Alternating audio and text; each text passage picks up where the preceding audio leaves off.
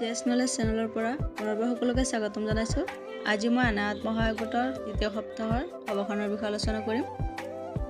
আনা আত্মসহায়ক গোটৰ সাপ্তাহিক সভাৰ সংখ্যা ৪৪, ৫১। গোটৰ একাউণ্টৰ পৰা বেংকত টকা উলিয়াব গ'লে গোটৰ নাম আৰু একাউণ্ট নম্বৰ প্ৰচিডিঙত লিখিব লাগে। আপোনালোকে নিজৰ গোটৰ নাম আৰু একাউণ্ট নম্বৰটো লিখি ল'ব। সভাস্থান সম্পাদিকাৰ ঘৰ, তাৰিখ ১৬/১০/২০২৩, সময় পুৱা ১০ বজা, বাৰ সোমবাৰ, মুঠ সদস্য ১৩ গৰাকী।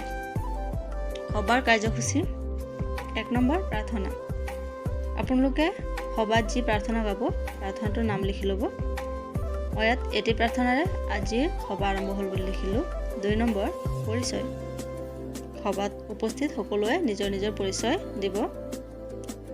৩ নম্বৰ, উপস্থিতি।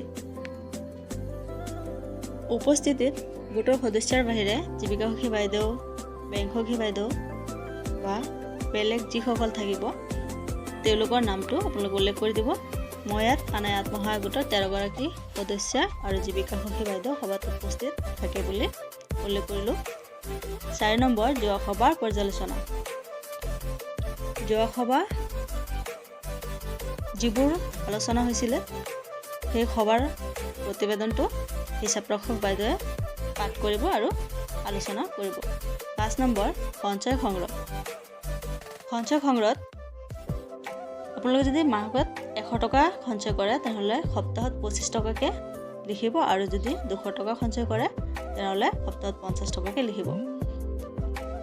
ইয়াত আনা আত্মসহায়ক গোটৰ সাপ্তাহিক সঞ্চয় ২৫ টকাকৈ, ১৩ গৰাকী সদস্যৰ ৩২৫ টকা পুঁজি সংগ্ৰহ কৰা হয়।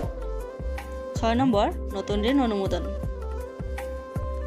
নতুন ঋণ অনুমোদনত আপোনালোকে যাক ঋণ দিব গোটৰ সঞ্চয়ৰ টকাৰ পৰাই হওক বা ব্যয়ৰ পৰাই হওক, ঋণ য'ৰ পৰাই দিয়ক সদস্যাৰ নামটো উল্লেখ কৰিব আৰু কিমান টকা দিব সেইটো উল্লেখ কৰি দিব। ইয়াত এজনী সদস্যাই গোটৰ সঞ্চয়ৰ টকাৰ পৰা ৫,০০০ টকা ঋণ অনুমোদন দিয়া হয় বুলি উল্লেখ কৰিছোঁ। ৭ নম্বৰ, চৰকাৰী আঁচনিৰ বিষয়ে আলোচনা।